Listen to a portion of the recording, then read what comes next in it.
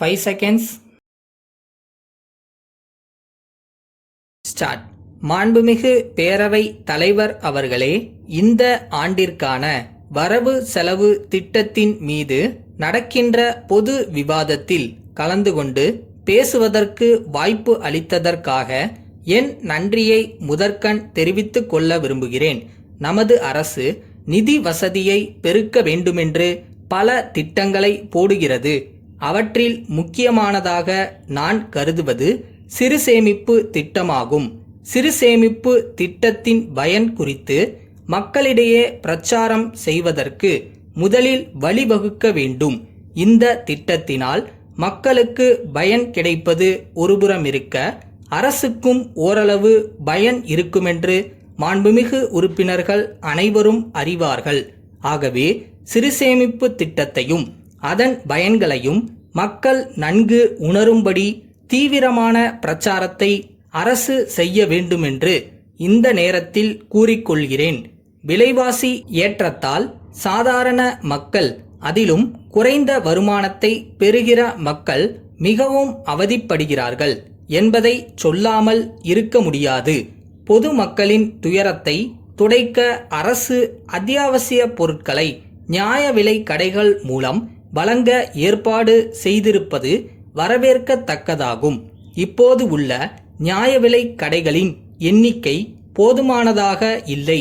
மேலும் அதிக எண்ணிக்கையில் எல்லா பகுதிகளிலும் நியாய விலை கடைகளை திறந்து எல்லா பகுதி மக்களும் பயன் அடையுமாறு அரசு செய்ய வேண்டும் என்று விரும்பி வேண்டி கேட்டுக்கொள்கிறேன்.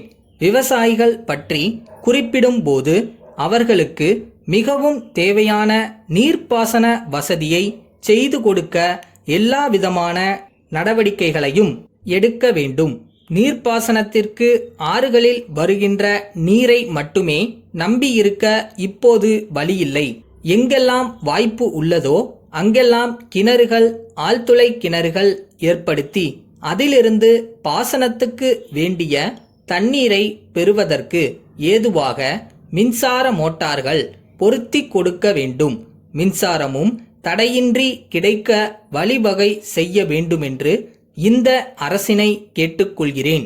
பிச்சை எடுப்பது குற்றம் என்று சட்டம் இயற்றப்பட்டு பல ஆண்டுகள் ஆகிவிட்டன.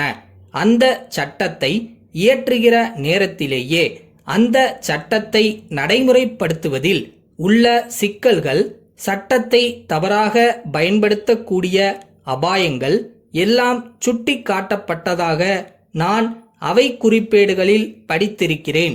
பிச்சைக்காரர்களை பிடித்து அவர்களுக்கான விடுதிகளில் வைத்து பராமரிக்க வேண்டிய நிலை ஏற்படுகிறது. இதிலும் பலவிதமான சிரமங்கள் ஏற்படுகின்றன. மனிதாபிமான அடிப்படையில் பார்த்தால் வாழ்வதற்கு வழி தெரியாமல் போகும்போது, வேலையில்லா திண்டாட்டம் பெரிய அளவில் இருக்கின்ற நேரத்தில் பசியை போக்கிக் கொள்ள அவர்களுக்கு தெரிந்த ஒரே ஒரு சுலபமான வழி பிச்சை எடுப்பதுதான். ஏழை மக்களின் பசியை போக்க பல திருக்கோயில்களில் அன்னதானம் என்ற முறையில் உணவு அளிக்க அரசு ஏற்பாடு செய்திருப்பதை இந்த நேரத்தில் முழு மனதோடு வரவேற்க ஆசைப்படுகிறேன்.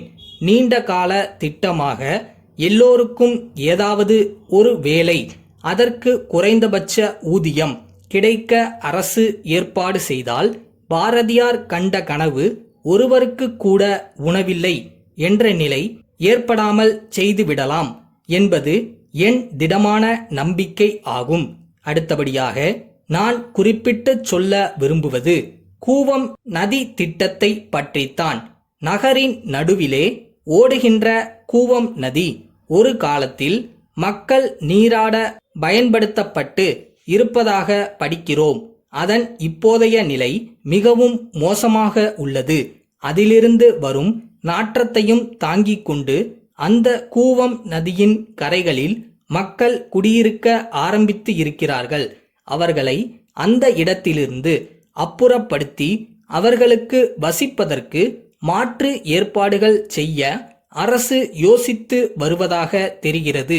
கூவம் நதியில் நல்ல தண்ணீர் ஓடச் செய்து நீர்வழி போக்குவரத்து ஏற்படும்படி செய்தால் சாலை போக்குவரத்தில் நெருக்கடி குறையுமென கூறிக்கொண்டு என் உரையை நிறைவு செய்கிறேன்.